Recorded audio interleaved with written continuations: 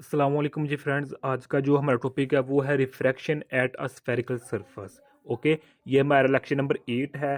क्योंकि हमने एक सीरीज स्टार्ट की हुई है ऑप्टिक्स की, उसमें हमारा लेक्चर नंबर 8 है। ये देखा हमने एक ऑप्टिक्स की BS लेवल की एक सीरीज स्टार्ट की हुई है। ओके, तो इसमें हमने इंट्रोडक्शन ऑफ ऑप्टिक्स पर सबसे पहले बात कर ली थी, फिर हाइगन प्रिंसिपल लेक्चर 3 था, 4 है, 5 है, 6 है। ओके, फिर 7 एक्चुअली लास्ट वीडियो में हमने reflection of eight a spherical surface पर बात की थी। ओके, आज का जो हमारा टॉपिक है वो है लेक्चर नंबर 8 है, refraction at spherical surface. Okay, इस पर हम आज बात करने की कोशिश करते हैं। तो आइए स्टार्ट करते हैं टॉपिक बकाया तौर पर। बिस्मिल्लाहिर्रहमानिर्रहीम, जिसल्लाहु सैयदना व मौलाना मुहम्मद अम्मा हुआ आहलु। ये देखें कि अगर आप लोगों को ये लास्ट वीडियो टॉपिक आता है रिफ्लेक्शन एट स्फेरिकल सरफेस, तो आज का जो टॉपिक आपको समझने में बहुत आसानी होगी। अगर आप लोगों को ये टॉपिक आता है, अपने टीचर से समझा हुआ तो बेस्ट है। अगर नहीं आता तो इनका जो लिंक्स होंगे वो इंशाल्लाह ताला डिस्क्रिप्शन में मिल जाएगा। ओके, तो सबसे पहले देखें हमारे पास से क्या है, एक ये मेरे पास क्या है, कन्वेक्स मिरर है। अब इसकी हमें डिटेल में जाना चाहिए कि कन्वेक्स मिरर होता क्या है। सबसे पहले हमें दो चीज़ों का पता होना चाहिए, एक रिफ्रैक्शन का, एक स्फेरिकल सरफेस का। ओके, ये देखें कि इस पर हमने लास्ट वीडियो में बात की थी कि जी सपोज करें हमारे पास ये क्या है, हमारे पास हॉलो ग्लास है कोई। ओके, हमारे पास ग्लास है। इस ग्लास को जब हम दो हिस्सों में डिवाइड कर देंगे तो एक ये हिस्सा बन जाएगा, एक हिस्सा है। इस हिस्से को हम सपोज करें ऐसे डिनोट कर रहे हैं और इस हिस्से को हम ऐसे डिनोट कर रहे हैं। इस हिस्से को हम कहते हैं कन्वेक्स, कन्वेक्स साइड कहते हैं। इस हिस्से को हम कहते हैं कनकीव, कनकीव साइड कहते हैं। ओके, सिमिलरली इसको भी हम कनकेव साइड कहते हैं, जबकि इस साइड को हम क्या कहते हैं, कन्वेक्स साइड कहते हैं। अब जब ये हमारे पास इस साइड को हम ले लेते हैं, अब ये हमारे पास क्या है, एक हिस्सा पार्ट है किसका, हॉलो ग्लास का। अब ये हमारे पास मिरर नहीं बना हुआ। अब हमारे पास मिरर, जब इसके हम एक साइड को अंदर से किसी चीज़ से पेंट कर देंगे, कोटेड कर देंगे, सपोज करके एल्यूमिनियम या सिल्वर से कोटेड कर देंगे, तो अब ये हमारे पास मिरर बन जाएगा। कौन सा मिरर बनेगा, कन्वेक्स मिरर बनेगा। सिमिलरली इसी कन्वेक्स मिरर बन जाएगा हमारे पास। जब इसी पार्ट को जब हम ऐसे इस साइड पर से कोटेड कर देंगे तो हमारे पास ये, अब हमारे पास क्या क्या कौन सा मिरर बन जाएगा, कनकीव मिरर बन जाएगा। कौन सा, कनकीव मिरर बन जाएगा। डन हो गया। सिमिलरली यही होगा, इसको जब हम बाहर से कोटेड करेंगे तो यही कनकीव मिरर बन जाएगा, कनकीव मिरर हो जाएगा हमारे पास। जब इसी को हम अंदर से कोटेड कर दें तो हमारे पास ये कन्वेक्स, हमारे पास क्या होगा, कन्वेक्स मिरर बन जाएगा। ओके हो गया। तो ये छोटी सी बातें हमें इन बातों का पता होना चाहिए। अब हमें रिफ्रैक्शन का पता होना चाहिए। एक होती है रिफ्लेक्शन, एक होता है रिफ्रैक्शन। सपोज करें हमारे पास ये सरफेस है, यहाँ से लाइट आई तो यहाँ से टकराने के बाद रिफ्लेक्ट होगी। ओके, यहाँ हमने अपने स्थान के लिए नॉर्मल ड्रा कर लिया, तो ये इसके साथ एंगल क्या है, आई है, इसके साथ एंगल क्या बन रहा, आर बन रहा है। तो ये हमारे पास रिफ्लेक्शन है। क्या है ये हमारे पास, क्या है, रिफ्लेक्शन है। जबकि रिफ्रैक्शन, जब ये लाइट आएगी तो इसका टकराने के बाद अगले वाले मीडियम में चली जाएगी। ये एक सेम मीडियम है, ये मीडियम 1 है, ये मीडियम 2 है। ऐसे जब ये रे इस टकराने के बाद इसी मीडियम वापस जो हो जाएगी तो इसको हम रिफ्लेक्शन कहते हैं। जबकि ये लाइट इसके टकराने के बाद अगले मीडियम में थोड़ी जली जाएगी और ऐसे झुक जाएगी जैसे नॉर्मल की तरफ, तो उसको हम कहेंगे ये रिफ्रैक्शन हो गया है हमारे पास। क्या हो गया, ये रिफ्रैक्शन हो गया है। डन हो गया। तो अब भैया हम अपने टॉपिक को तो अब स्टार्ट करते हैं कि refraction at a spherical surface, यानी कि हम ये कह सकते हैं refraction at a convex mirror. अब ये देखें, ये मेरे पास मीडियम, ये वाला मीडियम 1 है, N1 है, और ये यहाँ इधर से यहाँ मीडियम 2 है। ओके, यहाँ हमारे पास कोई ऑब्जेक्ट पड़ा हुआ है, यहाँ से लाइट की रेज निकल रही हैं। हमने दो रेज ली हैं, सिर्फ कौन सी, दो रेज ली हैं, एक ये रे है, एक ये रे है। अब ये घबराने जाना कि ये कैसी है, मैं इधर बनाकर दे देता हूँ। अच्छा, एक ये शेप है, इसकी एक और भी शेप है, वो मैं लास्ट पे बताने की कोशिश करूँगा। वो ईजी है इसकी निस्बत, लेकिन ये भी ईजी ही है। ये देखें, ये हमारे पास कन्वेक्स मिरर है। क्या है हमारे पास, क्या है, कन्वेक्स हमारे पास मिरर है हमारे पास। डन हो गया।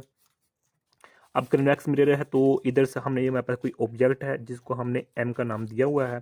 तो यहाँ से यहाँ हमने कोई एक प्रिंसिपल एक्सिस सपोज कर लिया है।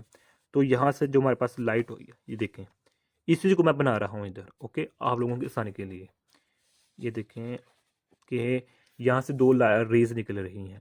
ओके, एक रेज बिल्कुल स्ट्रेट चली जाएगी, बिल्कुल स्ट्रेट चली गई। ओके, तो एक जो रे होगी उसको हम इस एक्स की जानब यानी कि इस ये ऐसे करेंगे। तो ये देखें, जब ये एक मीडियम से सेकंड मीडियम में रे जा रही है तो ये ऐसी झुक जाएगी, थोड़ी सी झुक जाएगी नॉर्मल की तरफ। ओके, तो इसी सिमिलरली जब ये रे एक मीडियम से दूसरे मीडियम में जा रही है तो ये भी जाना तो ऐसे जाइए था, लेकिन ये भी नॉर्मल की तरफ क्या हो जाएगी, रिफ्लेक्ट हो जाएगी। डन हो गया। तो यहाँ एंगल मेरे पास थीटा अल्फा बन रहा है। तो यहाँ से हमने एक ये लगाई लाइन, तो ये हमारे पास क्या हो जाएगी, ये ओ जगह पॉइंट, ये हमारे पास एन पॉइंट है। तो यहाँ हमने एक नॉर्मल ड्रा कर लेंगे, ओके, अपनी आसानी के लिए। अब देखें जो लाइट हुई है, लाइट है, ये रे है, ये इसके साथ इस पॉइंट पर टकराएगी तो टकराने के बाद बेंड हो जाएगी, नॉर्मल इस जाने पे तो इस जाने पे बेंड हो जाएगी। डन हो गया। तो यहाँ अगर मेरे पास बीटा बन रहा है, ये इस पॉइंट को हम क्यू का नाम दे रहे हैं, इस पॉइंट को हम पॉइंट पी का नाम दे रहे हैं, ये हमारे पास गैमा गैमा एंगल बन रहा है। तो ये चीज़ें हमने इधर बन लिखी हुई हैं। ओके, तो इस ऑब्जेक्ट इस सेंटर से एम एस फासला है, तो फिर इस पॉइंट पी का यहाँ से फासला एस वन है, तो यहाँ से फिर यहाँ तक एस टू फासला है हमारे पास। ओके, ये चीज़ें हमने ऊपर लिखी हुई हैं। डन हो गया। तो एक्चुअली हमें रिफ्रैक्शन मालूम करना है, यानी कि हमें इसमें एक लास्ट पे हमें एक फार्मूला ड्राइव करना होता है जो कि हमें रिफ्रैक्शन का ही बता रहा होता है। उसको हम यानी कि ये हमने लास्ट पे ना फाइंड करना मालूम करना है, यह फार्मूला। ये हमारे पास refraction at a spherical surface का यही हमारे पास फार्मूला होता है। ओके, अब हम देखते हैं कि हम फार्मूला कैसे ड्राइव करते हैं। ये इस डायग्राम को दोबारा फिर अगेन देख लें। ये मेरे पास कोई ऑब्जेक्ट है, इस ऑब्जेक्ट से दो रेस निकल रही, एक बिल्कुल स्ट्रेट चली गई। स्ट्रेट जाने का क्या मतलब है कि ये थोड़ी सी एक्चुअली ये बेंड होगी, इधर थोड़ी बेंड हो जाएगी, लेकिन मुझे स्ट्रेट बन गई है लेकिन ये बेंड होती है। तो ये भी ऐसे एक मीडियम से एक ये क्योंकि बेंड होगी, क्योंकि एक ये एक मीडियम है, ये एक मीडियम है, और यहाँ से एक इधर मीडियम है, ये देखो ऊपर मैनेज किया हुआ है, एन वन है मीडियम है, ये एन टू मीडियम है। ओके, तो सिमिलरली ये भी रिफ्लेक्ट हो जाएगी, तो इधर हमने नॉर्मल ड्रा कर लिया। तो ये बाकी प्रोसीजर आसान है आप सब देखने। अब हम देखते हैं, इधर हमारे पास तीन एंगल बन रहे हैं, एक ये एंगल बन रहा है अल्फा एंगल, बीटा एंगल, और ये मेरे पास गैमा एंगल बन रहा है, ये एंगल ये है। ओके, अब हम इधर स्नेल्स लॉ प्रूव करेंगे, स्नेल्स लॉ यानी कि यूज़ करेंगे। चूँकि स्नेल्स लॉ हमें क्या कहता है कि ये रे आइए इस पॉइंट पर टकराई है, तो टकराने के बाद क्या रिफ्लेक्ट हो चुकी है, रिफ्रैक्ट हो चुकी है, रिफ्लेक्ट नहीं रिफ्रैक्ट क्या हुई है, रिफ्रैक्ट हुई है, रिफ्लेक्ट नहीं हुई, ये नहीं बल्कि ये हुई है, रिफ्रैक्ट हुई, यहाँ से यहाँ ऐसे, ये ऐसे होगी, ये थोड़ी सी ना बेंड होती है। ओके, तो यहाँ चूँकि हम स्नेल्स लॉ के अकॉर्डिंग हम कहते हैं, स्नेल्स लॉ क्या कहता है कि जो इंसिडेंट एंगल होता है वो हमारे पास रिफ्रैक्टेड एंगल के इक्वल होता है, यानी कि जितना हमारे पास इंसिडेंट एंगल इधर बन रहा है नॉर्मल के साथ, ये वाला इंसिडेंट, उतना ही हमारे पास रिफ्रैक्टिंग एंगल होगा। ओके हो गया। अब इसकी जो एक्सप्रेशन वो ये देखें कि लेट ये मेरे पास अल्फा एंगल है, बीटा एंगल है और ये गैमा एंगल है। अल्फा एंगल किसके दरमियान बन रहा है, N M O, N M O के दरमियान अल्फा एंगल बन रहा है। Beta angle N Q O, N Q O के दरमियान बीटा एंगल बन रहा है। और gamma angle N O P, N O P के दरमियान हमारे पास क्या गैमा एंगल बन रहा है। ओके, या इसको हम इस तरह भी कह सकते हैं, वो हमारी अपनी मर्जी है। इधर हम ये जो बाई यूजिंग स्नेल लॉ के अकॉर्डिंग क्या होता है कि जो हमारे पास इंसिडेंट एंगल होता है वो किसके इक्वल होता है, रिफ्रैक्टिंग एंगल, और ये हमारे पास मीडियम होता है, यानी कि हर मीडियम का अपना अपना रिफ्रैक्टिंग इंडेक्स होता है। तो ये इसका इंडेक्स रिफ्रैक्टिव इंडेक्स है इस साइड का, और ये यू टू इसका रिफ्रैक्टिव इंडेक्स है। तो अब यहाँ हमारे पास इसको हम इस फॉर्म में लिख सकते हैं, ये देखें वो कैसे कि साइन साइन किधर गया, क्योंकि हमारे पास जिधर भी हम जानते हैं कि साइन एंगल, ये इसको हम एंगल लिख सकते हैं किस केस में, जब ये हमारे पास एंगल बहुत स्मॉल होगा। ओके, ये देखें कि इधर हमारे पास जो एंगल बन रहा है इधर वो स्मॉल है, इधर भी स्मॉल है। तो इसी वजह से हम कह सकते हैं कि जो साइन थीटा होता है वो इक्वल टू थीटा के ही होता है। ओके, तो यहाँ हमने इसको हमने इस फॉर्म में लिख सकते हैं, या इसको हम ऐसे भी लिख सकते हैं, इधर थीटा आई या थीटा आई, ऐसे इस तरह भी लिख सकते हैं। अब from triangle M O P से, यहाँ यानी कि अब हम यहाँ क्या करें, इसके आई की और आर की वैल्यू पुट करके वैल्यू फाइंड करके उसको हम इस इक्वेशन नंबर 2 में पुट करेंगे। आई की वैल्यू कैसे निकालेंगे कि जो हमारे पास आई होता है यानी कि एम ओ पी, ये हमारे पास एक ट्राइंगल एम ओ पी हमारे पास ट्राइंगल है। इस ट्राइंगल में हमारे पास ये देखें एम ओ पी, ये हमारे पास ट्राइंगल है और ये हमारे पास आई बाहर है, इंसिडेंट एंगल हमारे पास बाहर की जानिब है।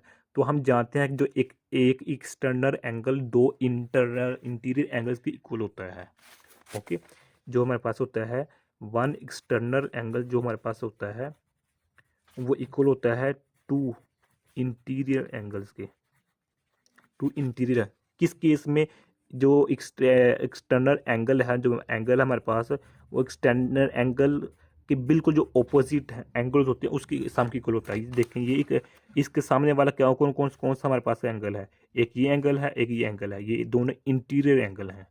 तो ये एक्सटीरियर एंगल दोनों इंटीरियर एंगल के इक्वल होता है और ये दोनों ही इसके ऑपोजिट हैं। ओके, तो इसलिए हम कह सकते हैं जो इंटीरियर इंसिडेंट एंगल है वो ये एक्सटर्नल एंगल है, ये दोनों इंटीरियर एंगल हैं और ये दोनों इंटीरियर एंगल इस एक्सटर्नल एंगल के ऑपोजिट हैं। अब from triangle P O Q, अब देखिए पी ओ क्यू, अब इसमें हमारे पास क्या है, इसमें हमारे पास थीटा ये है, बीटा अल्फा बीटा एंगल है, इसमें हमारे पास ये फ्रैक्टेड एंगल है और ये हमारे पास गैमा एंगल है। तो यहाँ देखें हमने जो हमारे पास a P O Q, P O Q, P O Q में हमारे पास क्या है, ये हमारे पास एक्सटर्नल एंगल है। तो ये एक्सटर्नल एंगल इसका ऑपोजिट ये क्या एंगल है, ये अपोजिट एंगल है। तो ये एक्सटर्नल एंगल इसके दोनों के इक्वल होगा। तो यहाँ देखा हमने लिख लिया। तो यहाँ से हमने आर की वैल्यू निकाली तो ये हमारे पास आ गई।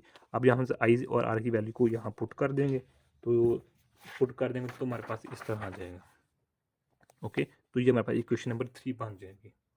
ओके, अब हमारे पास जो अल्फ़ा है, गैमा है और बीटा एंगल है, ये किस किन किन के इक्वल है देखें। देखेंगे जो हमारे पास अल्फ़ा है, जो हमारे पास अल्फ़ा है कि किसके इक्वल है, N O over M O के। यानी कि जो हमारे पास अल्फ़ा एंगल किसके इक्वल है, N O over M O के।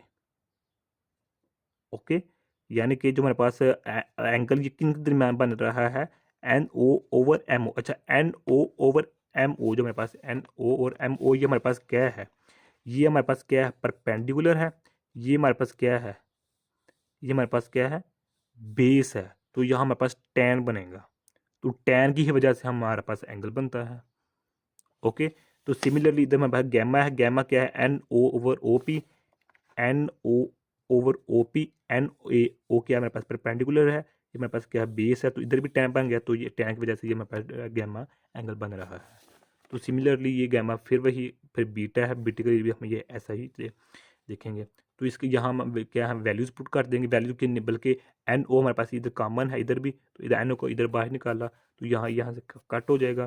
तो कट करने के बाद हमें ये बच जाएगा। ओके, अब यहाँ पास एम ओ और पी, एम ओ क्या है हमारे पास, एम ओ यहाँ से लेकर यहाँ से लेकर यहाँ तक डिस्टेंस एस है।